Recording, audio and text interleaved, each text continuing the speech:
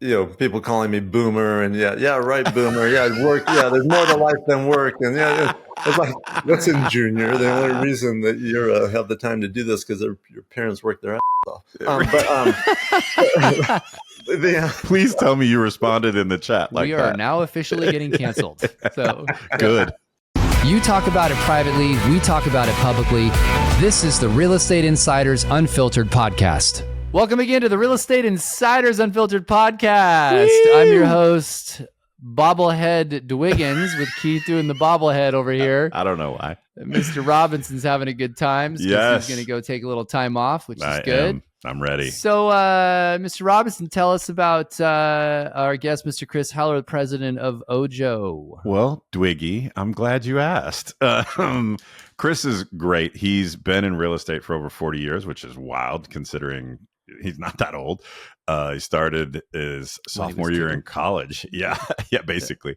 He talks about his journey in real estate. I found it fascinating. He dug in a bit on opening real estate operations in countries all over the world, which was just a really interesting conversation and thought process.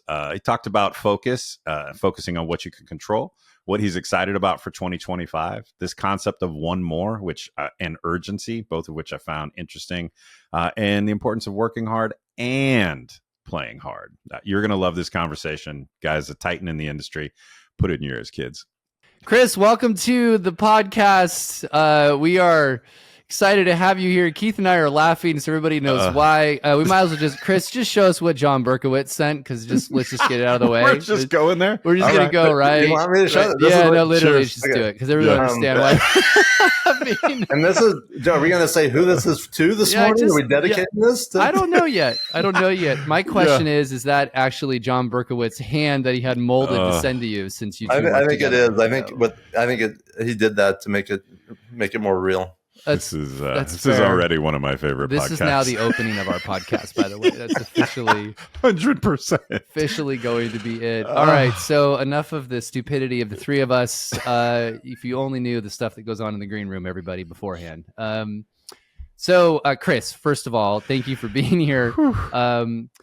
I want to give a quick background, but then I would love for you to dive in to who you are. I'm sure most of the industry knows who you are, but just real quick, president of Ojo, former CEO of Mellow Home, and then former CEO of Keller Williams, which will be, I'm sure we'll go into some discussions around that. And then best-selling author, which we'll put a link, by the way, in the show notes for people to see the book. But you've been in the industry a long time. So give us just 2 or 3 minutes on your background, how you ended up where you are, and Keith is inevitably going to have a follow-up because that's what he does. All right, so I'm going to start a long time ago, but I'll go really fast. I got my license when I was a sophomore in college, 1983. That's 41 years ago. So older than many of our listeners. I got a license. And I was like, I started as an agent, became successful fast by just figuring it out the hard way. Started to develop a team before the concept of teams existed. I hired an assistant at the end of my first year, and every other agent looked at me like, "Who do you think you are?" Like, well, why are you stuffing envelopes for 5 hours a day when you could pay someone else to do that? Right. Was with Prudential, which was a national franchise organization back then, top 10 in the country. 2004. Made a move in San Diego at the time, was an unknown company called Keller Williams, and quickly launched several franchises. By 2009, was the number one Keller Williams agent in the network. 2010, took an executive role and spent the next 5 years launching Keller Williams all over the world, from Turkey to Vietnam to Spain to you name it. Yeah, it was. It was fun figuring out how to do something you had no idea how to do. Right. Sure. And then ultimately became the CEO in 2015. Good for you. Keith and I have done some interviews recently where we're listening to people's career paths and sort of where they started and where they ended up. And it's awesome to see rise all the way up to top of a very large company with a lot of influence in the industry. So, yeah. And I still have the real estate team. In fact, I was in San Diego yesterday, just flew in for the day to have lunch with them for a holiday, get together. And so I've had that team for 35 years, 36 years. That's Dang. awesome. That's Yeah. really good. I didn't know you were still doing that. I thought you were Yeah. Well, I'm not doing it, but I own it. part of it. Yeah. Yeah. It's being done. It's being done. Yeah. So what was that like? I can't imagine. I'll just pick because you mentioned one of the countries. Like you just fly to Vietnam and say, "How do you guys do real estate here?" Like, how do you? What is that like? That's a good question. So they actually Keller Williams contacted me in 2008 with this idea of what they wanted to do, and we agreed, yeah, I'll do this. But I didn't start till 2010. So for 2 years, I did two things. Number one, I prepared my team for me to be able to step out of it. Makes sense. And number two, I just did a lot of research. So what I would do is I would call like a brokerage in France and like a Century 21 office in France and say, hey, my wife's being relocated to France. I sell real estate in the US. I'm thinking about maybe doing it there. How would it work? And, so I would just make calls, all night long and all day long to different countries, talking to different people. And I started to learn a ton by just making those calls. Like if I was talking to a Remax or like an American franchisee in another country, then it naturally progressed into, well, hey, why did you do this? And what do you like about it? And I'd start to hear all the things they wish they had or what they thought they were going to get or what they aren't getting. So that's how I learned about how real estate was done, how I found the right leaders to sell a master license agreement to, a master franchise agreement to, is I would just start asking questions like, hey, who are the real estate leaders in the country? And what I would do is, let's say there was a dominant company in the Czech Republic, and I wouldn't go after the owners because I knew the owners are like, they're killing it and they don't, why would they want to start over something new? But I know there were people in their organization, they're probably the ones responsible for their success that don't have an opportunity, that would love to own something. And so those were the ones that I would target. Smart. I want to get to this during our conversation, since you have a lot of experience in that, about how different real estate functions around the rest of the world compared to the US. These, the constant statements about, or the comparisons of the US real estate market to others, I just shake my head going, comparing apples and oranges. Hurts my soul. It hurts you shake your head, hurts Keith's soul, hurts my head. Like even, and I know, I don't think we were planning on going in this direction, but even like the clear cooperation stuff. Every country I went to, they wished they had what we had. Like there's if we only had, what you guys, if we only had an MLS, if we only had cooperation, if we only, because they don't, and it's backwards, and it would set us back decades of how real estate be done. And ultimately, agents adapt. We can adapt to anything and everything. But the consumers would. They're going to get so screwed on that process. Well, absolutely. All right, we'll do a couple rapid fires. Keith always likes to ask the first because he's selfish and wants more books. Well, I like to read. And so I did put this question in there because it can flesh out my reading list. So favorite book or podcast this year, ever, whatever, and why? I like to read too. There's so many books. So, so I'll just tell you the ones that have been on my mind lately. Yeah, perfect.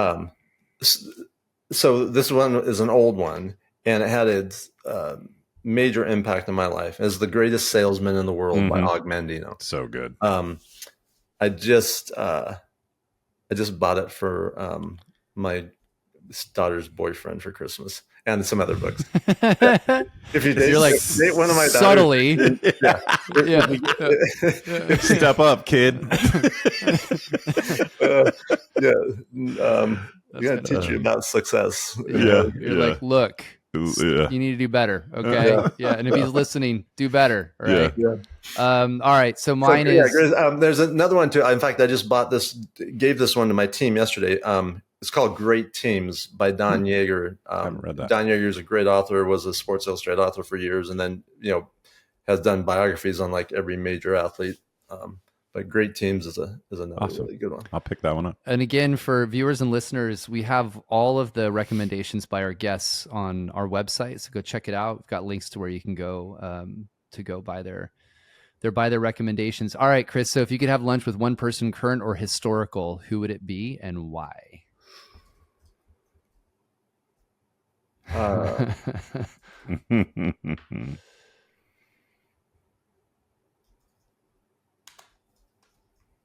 Where's the I think Jeopardy? it'd be really interesting to uh, have lunch with any number of the. All right, I need to do this without being political. Any number, some You some can of be the whatever you past want. presidents, some of the Yeah. past presidents, like Barack Yeah. Obama. Like there's Yeah. things that happened while he was president that I'd really like to By the understand way, better no about. one's picked a president. Yeah. I don't think anyone's picked a president, Keith. I feel like we might have had a link in there somewhere, but certainly Been out of 100 and whatever episodes, very like it's rare. maybe like one. Yeah. So It's Yeah. funny because one of my answers to that question used to be JFK, because I would love to pick his brain about what it was like during the Cuban Missile Crisis, right? That moment, that time, right? Like the stress and how he processed that. Like that would be a killer lunch conversation. So anyway, I like your answer a lot.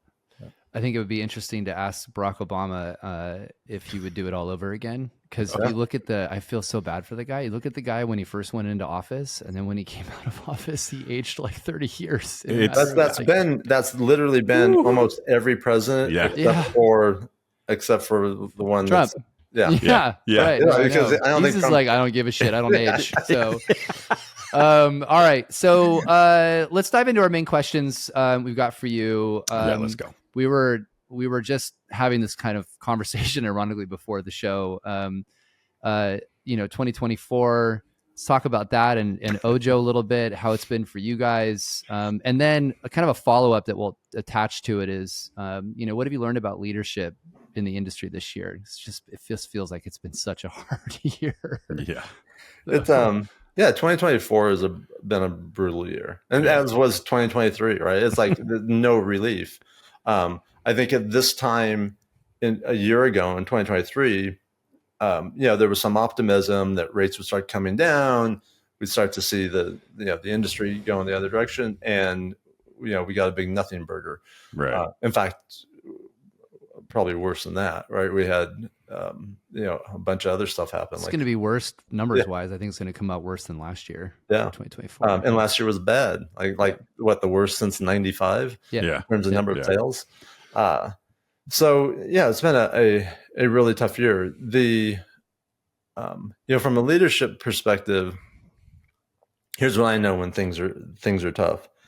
That's when leadership has to show up, and that's when I just had this conversation with a leader recently. Like in times of this year, there has to be over communication, and more transparency and everything else. People need that, and when things are tough, because in the absence of that, their minds go in bad directions, into bad places. In the industry, I'm all for different viewpoints and different opinions and everything else. I mean, I think that's super valuable. But I'm not for the sort of the void of leadership that existed or that persisted.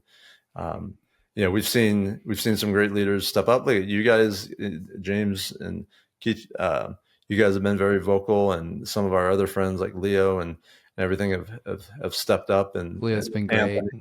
Anthony's been great. They've been very vocal. Yep.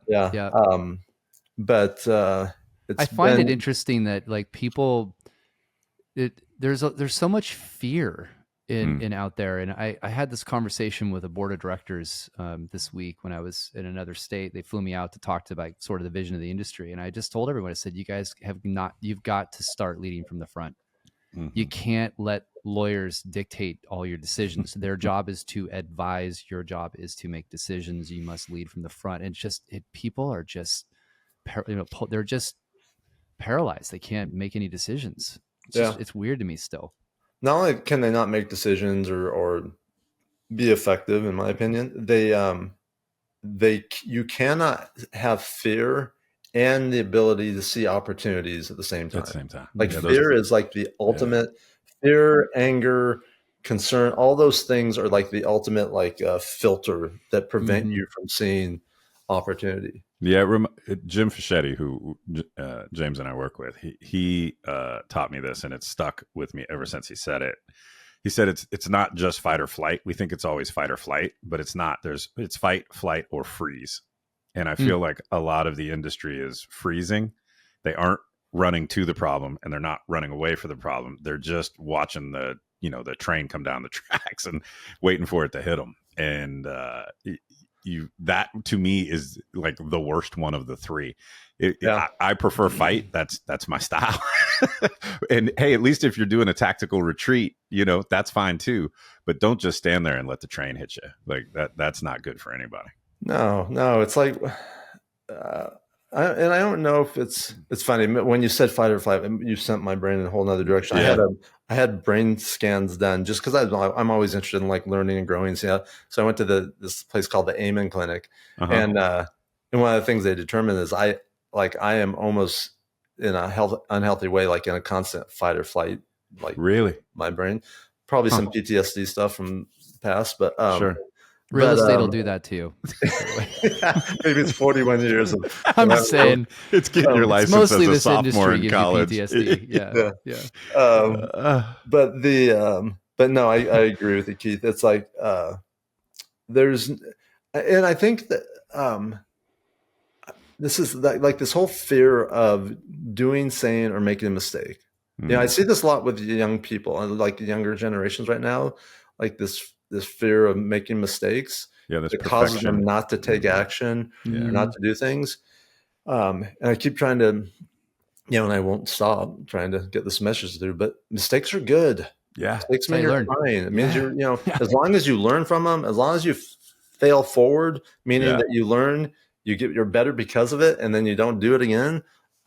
It's how you grow. It's how you accomplish. Absolutely. It's interesting. I had this conversation with an executive the other day about this piece. We'll move on to the next conversation, but part of leadership is taking those risks. And by the way, you can't worry about, take real estate. Agents are going to be upset if we make this choice. They actually won't if you just explain it to them and show them the answers. And sometimes you just got to make a decision and move your company forward. And it's amazing to me just how, even just all the way at the top, they're like, we got to be careful. Actually, if you talk to most people in the industry, they just want some freaking answers of what they need to do so they can move on with their business instead of this constant state of, I don't know what I'm supposed to do. And you're never going to make everyone happy. Right. That's the other thing, right? Like no matter what you choose, some people are going to be upset. Yeah. And understanding that the job, it's literally the job. You're not responsible for making someone happy or their happiness or unhappiness, and nor is that the job. Right. Yeah.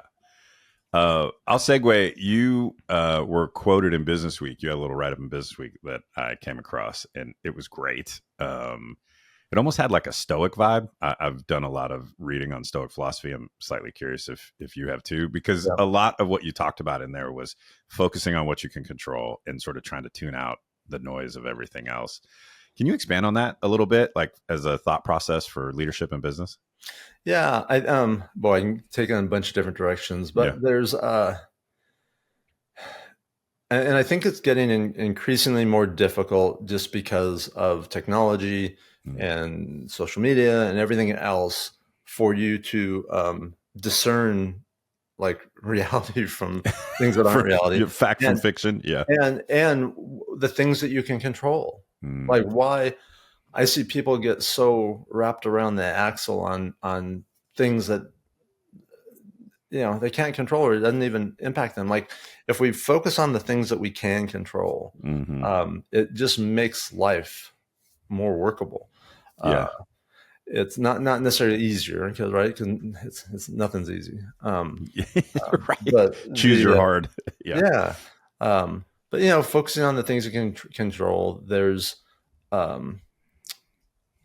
it's funny. I was at this lunch yesterday with my team, and there were some younger people on their team, and they got on the conversation of their parents, and both of these two people said, "Oh yeah, my mom is on social media just scrolling like all day. That's what she does. And she's sending me stuff. And I keep telling Mom, that's not real. And oh no, it is. I saw it. And like, no, you don't understand. It's like, but it's just a weird time that we're in. Right. And it's not going to get any less weird. Right. Which really means that, that leadership is even more important. Yeah. Because, just even in our industry, in real estate, there's so much misinformation, so many, people not be able to tell the facts from fiction, and so much and misinformation. What do you mean? Like we haven't been commenting on that recently. It is pretty funny, the stuff that's going on, and you're just trying to correct it. Like I'm just reading posts today about things, and I'm just like, oh my god, that's all actually not accurate at all. You can't do any of that. And but look at that. That's leadership, and that's important, because in the absence of that, people read it, people hear it, and go, "Oh, that must be true. How it is. It must be how it is." Yeah. No, that's not how it is. Right. And with all this going on, we have this army of agents that are trying to serve this country of consumers, and you can't do that effectively when your mind is in the other places. Yeah. Right. Yeah. Right. Let me take this in a slightly different direction as well. So, because you're in the space, obviously Ojo's a big, you're big in the lead source space. You've got Movado, obviously, which is, a big portal. What is your take on this whole, this sort of feud that's going on between, Homes.com and Realtor and the numbers? I mean, I read something the other day that I think it was Mike Del Prete that came out and like really kind of softened Homes.com's numbers. These two lines don't match. These don't match. Yeah. Shots fired. There was some pretty big and Mike, Mike's a data guy. Like he stands behind his information on it. So what's your take on all of this and sort of this feud and where things are in the space?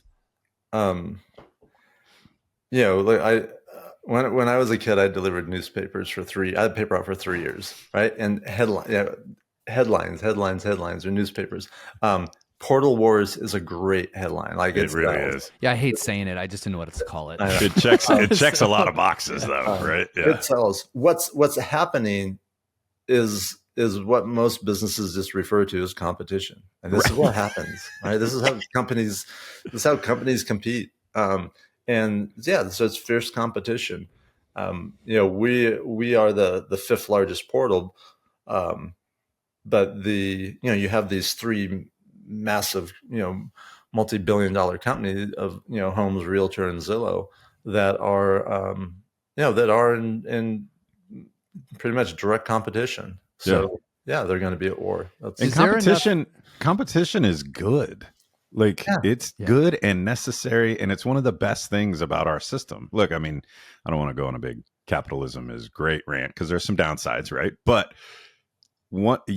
when you compete, it forces you to level up. It forces you to think differently. It forces you to change how your business is operating. Every agent who's listening has had someone get a listing in their geographical farm or someone in their sphere of influence buy or sell with someone else. And you got your ass kicked and it pissed you off and it made you better. You're like, I'm never letting that happen again. Yeah. And that's a good thing. It's good to get your ass kicked every once in a while or have someone try to kick your ass. Without competition, and you hit on the head, Keith. As an agent, like my competition pushed me. Like my competition, molded me. Mm-hmm. And without that, you're like the biggest fish in a small pond, getting fat and lazy. And I have a question that I want to ask, and I'm gonna. It's the end of the year, and I just don't care. So, like, they're all friends of mine, and someone's gonna say something to me in January to Inman because I brought it up. So, the three large ones are not making any money. And is there enough space in the industry for three large players like that? I mean, is there enough business to go around? My brain keeps going like. No one's making any profits yet. I think maybe one quarter for Zillow, maybe two at most in the 18 years they've been here. That's not a hit on Zillow. I'm just talking out loud. And Andy's obviously dumping a ton of money, and that's not going to be a profitable business for a long time. Like, is there enough actual business to have that much competition? When we say business, they all have some. Like they're not all identical, right? They all have some things that they do differently and different business lines and everything else. So is there a world where they could all be profitable? Yeah, absolutely. Okay. Now we have to also acknowledge that, we've just gone through like two of the worst years that our industry has experienced. Right. These companies as ours have all grown.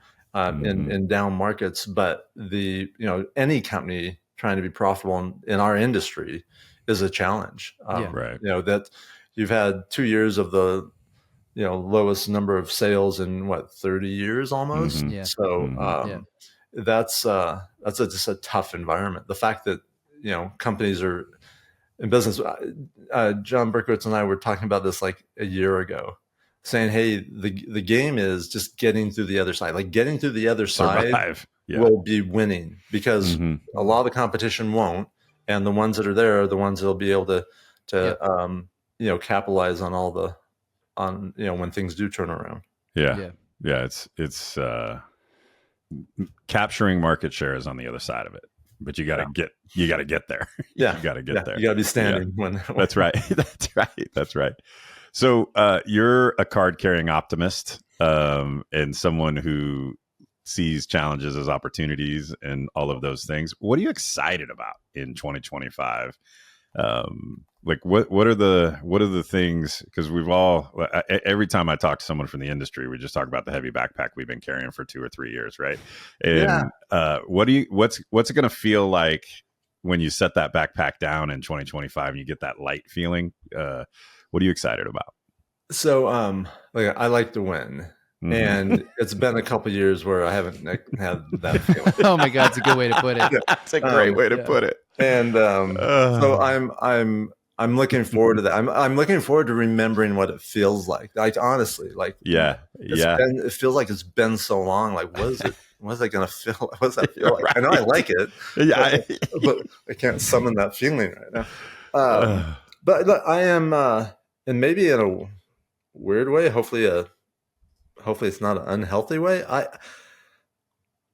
The more change, the more excited I get. Like I truly, change and opportunity are like intertwined for me. Like they're one and the same. So I get excited about opportunity. There's and I think the more chaotic, the more upheaval, the more everything is. I think the bigger the opportunities are. The challenge is, and we touched on this a little earlier. The challenge is being able to see and focus on them versus the fear and the anger and the and everything else that we've been experiencing. So I am I don't believe 2025 is going to be a dramatically better year than this year. Yeah. But I have this sense that and I may regret saying this. I'm knocking on my wood table right now. Yeah, keep knocking. I have the sense that from a market standpoint, that the worst is behind us. Now, we could get something can come out of left field and just whack us, Sure. And there's a fair chance that will happen in the world today. But again, there's.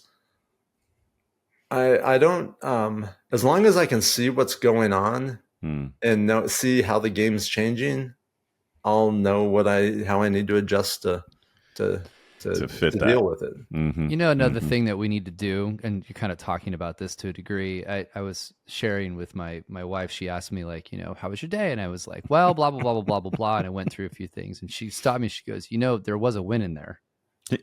I was like, oh shit, you're right. Like she's like, you should. I know you're as everybody knows this at the top. It's mostly playing fireman the whole time, but she's like, when there are those wins, I should be excited about that. I was like, that's a really good piece of advice because it feels like everything is just but there's actually wins. You should celebrate those wins more. By the way, for viewers and listeners, find those wins and celebrate them with your team members. Make sure that you're acknowledging those, so that they're not also just focused on the negative, which is what you were talking about. I want to ask a couple questions because this is what you guys do, and it'll lead into Keith's final question we'll be doing in a minute anyway. But so you guys are a big lead source in the industry, and you guys do it really well, and you've been doing it a long time. So I feel like agents need to be really doubling down on their sphere of influence and working business. And, what's the saying? Work works. Like just really putting your head down, ignoring the noise, focus on what you want to do. Because I've met agents that this has been their best year.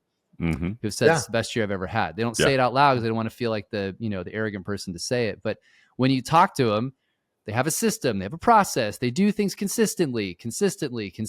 So like, give us some background on, for people, like what's the one piece of advice that you would give them for working that?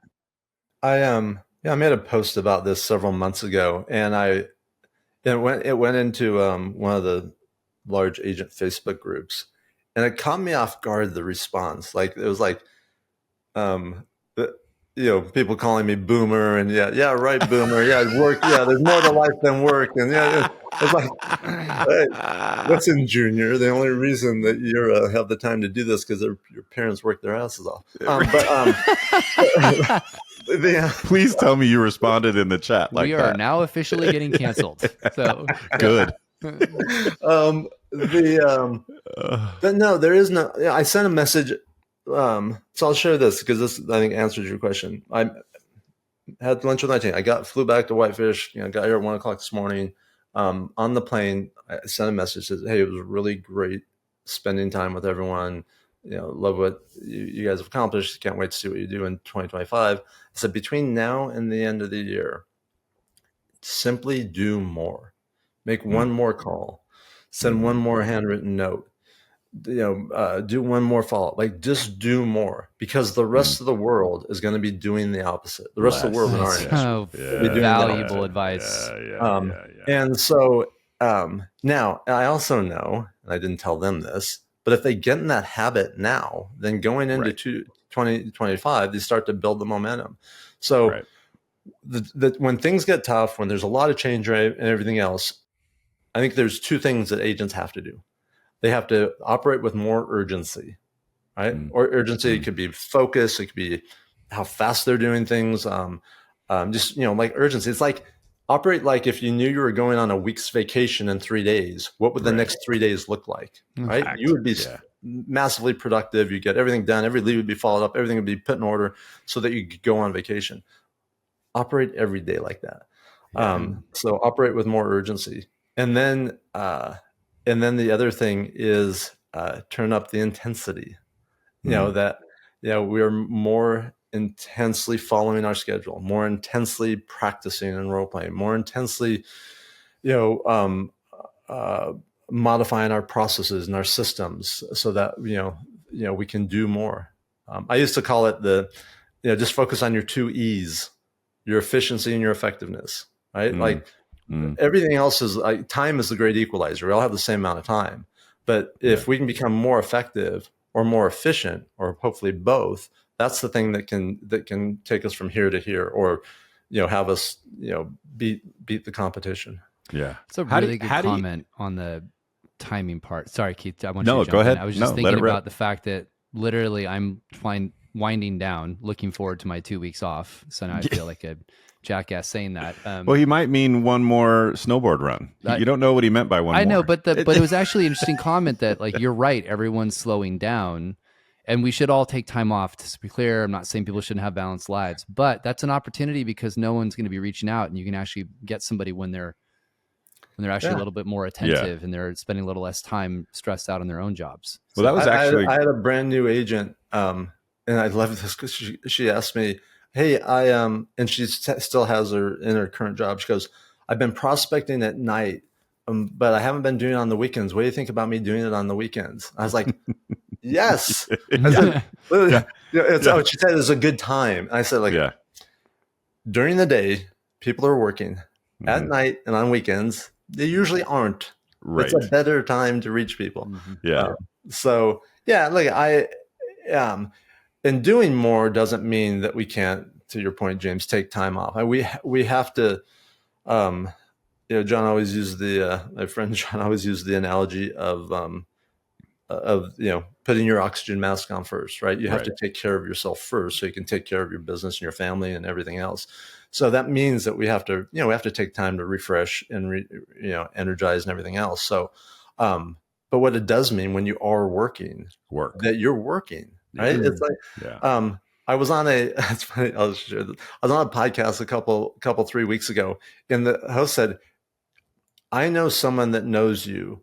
Is it true that you had someone follow you around for a year and document what you were doing every minute of the day?" I said, No, it's not true. I had that happen for like 48 hours. Yes, I paid someone to follow me for 2 days in a row and just like watch what I was doing in 15-minute increments. 2 days became 365. Yeah. God, I love this industry. And this was probably never let a this good was story like go to probably in the waste. 90s that I did this, or the early 2000s. So over the years, it grew to 365 days. Right. But the reason I did that is I was trying to accomplish more. And so, when you're working, you think, okay, man, I worked, I put in 10 hours a day. How could I have done any more? Well, when you really examine it, you see that, yeah, but like from 10 to 11, you only really worked 40 minutes. You ate, you went to the restroom, you were got a coffee, texting back. It's like, and so when you really look at the time you're spending, are you being as efficient as possible with it? Is it we don't know each other very well. We've talked a few times, but I get a sense you are an urgent, intense, focused person. Does that feel accurate? Yeah, I usually describe it as driven. Okay, perfect. But I think it incorporates those things. How do you balance the drive? Like, is it hard for you to take recharge time? When you do it, are you worried that you could have been doing one more thing? And how do you combat that? Because I'm asking, this is just, I'll send you a therapy. I'll send you $149 or whatever, because I struggle with this so hard. Like, if I'm sitting on the couch and I feel like I could be doing one more thing. Hey, remember the when Apple came out with the iPods? Yeah, like the little ones, and you could get, if you order from Apple, you could get engraving on the back. Yeah. I probably had 7 or 8 iPods because you lose them and everything, but every one of them I had engraved with the same thing: it's a work hard, play hard. And like one of the ways I do that, Keith, is when I work, and when I play, I play. And I do that. I'm not a sit around on the couch thing. If I'm on vacation, I'm not laying by the pool. But it doesn't mean I'm not having fun. Like I'm hiking, or I'm we're out in the water or doing stuff. But I think what it is mostly is I have a need to feel like I'm being productive, and I can be productive having fun. Right. I went last weekend, I was in Indianapolis and went to the Big Ten championship game, the Oregon-Penn State game. And I played hard and had fun.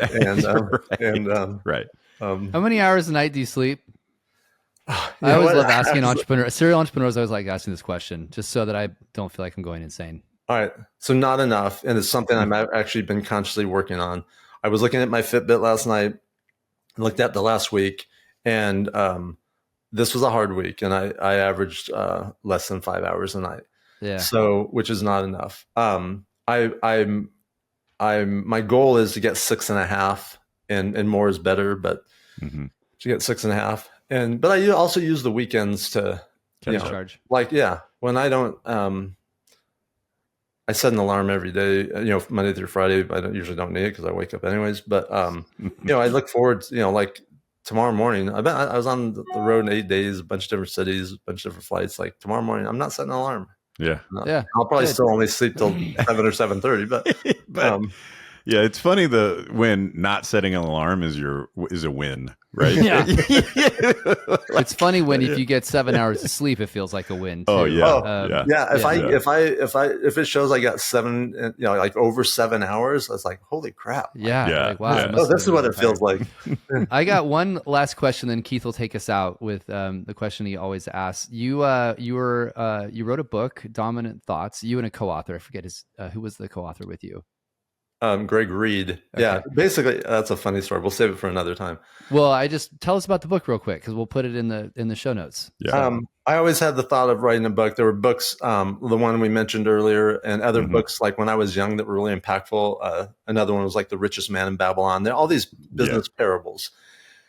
And I was on a podcast, and Greg was a guest on the podcast, and Greg's written like 40 or 50 books. And the host said, when you got to write a book, Chris, you got to write a book. I've thought about, but I'd have to have someone like Greg, teach me how, because I don't know how. So like 2 days later, Greg calls. He goes, hey, you mentioned you want to write a book. He goes, I have the title. I have the URL. I have all the connections, the publishers, the designers, the book, everything else. If you have the content, I'll show you how to do it. I go, I got the content. He goes, well, how do you know? I go, I keep 2 lists. One is my rules for winning, and the other one is my rules for living. And they're just things I've learned. And I think I could use that as content. He goes, great. Then, and the book is a parable about a mentor and a mentee. And each chapter really hits on one of the lessons I've learned. Like, love it. Not being attached to the outcome. So Greg mentored me in writing the book. And so I made him the co-author, and it has been great. A lot of, probably because I'm in the real estate industry, but a lot of real estate agents, brokers, teams use it. Yeah. I've had brokers say, hey, every agent we hire reads your book. And it's part of the onboarding. That's awesome. Well, we'll put it in the show notes for people to go grab and get a copy as well. All right, Keith, the famous question. This is what we end every show with, and you've touched on it a little bit, but you can either reset what you said or add to it. But if you were an agent or a broker, what's the one thing you would change, add, or do differently to prepare yourself for 2025? If I was an agent, I would narrow my focus on my activities. Yeah. Meaning, there's so many ways of getting business, so many platforms, everything else. I think I would, my advice to myself would be, hey, let's pick 2 or 3 areas and let's go deep on those. Let's get mastery around those before I add anything else. Mm-hmm. For a broker, I would be thinking about my advice would be, what can you do different? What can you change? And I mean, I'm not talking about little tweaks. I mean, like substantive, foundational type changes that make your business more viable, and at the same time is providing a platform for the agents to win. Mm-hmm. Mm-hmm. And I have some thoughts on that, but we'll save that for another time. Yeah. You know what I was struck by a few times in this conversation is the one of the best things about real estate as an agent is the freedom. And then one of the hardest parts about real estate as an agent is the freedom, right? And the ones who excel usually sacrifice some percentage of that freedom to the real estate gods through consistency and all the things you've been talking about. And that's why they get their unfair share on the other side. So this is a great thing to end on. I learned really early on. People sometimes equate with like discipline and scheduling, all those things, is like lack of freedom. Right. And it's the exact opposite. I know. Yeah. Why doesn't everybody get it? It drives me crazy. The more disciplined you are with your time, the more time you have. That's right. The more disciplined you are with your money, the more money you have. The more disciplined you are with the health, the better health you have. So we're all searching for that discipline too. That's right. Constantly. It's a game. So. Well, Chris, it was great to have you on the show. We truly appreciate you sharing your wisdom. For viewers and listeners, make sure you check out the link, get a copy of his book. Yep, I'm going to order mine today. And when you're back on the show again, we would love to be talking about a different real estate economy and market and things that are a little more positive. So hopefully So you're saying 2027? I don't know, man. I'm leaving it open-ended at this point. So we are hopeful. We are hopeful. So as am I. Hey, I appreciate you guys. I appreciate being on. Huge fan of the show. Love what you guys do. We appreciate it. Couldn't do without you. So all right, my friend. We'll talk soon. Thanks, Chris. All right, take care. Will subscribing to this podcast save the real estate industry as we know it? Yes, it absolutely will. Subscribe now and you'll be able to find out if I'm right.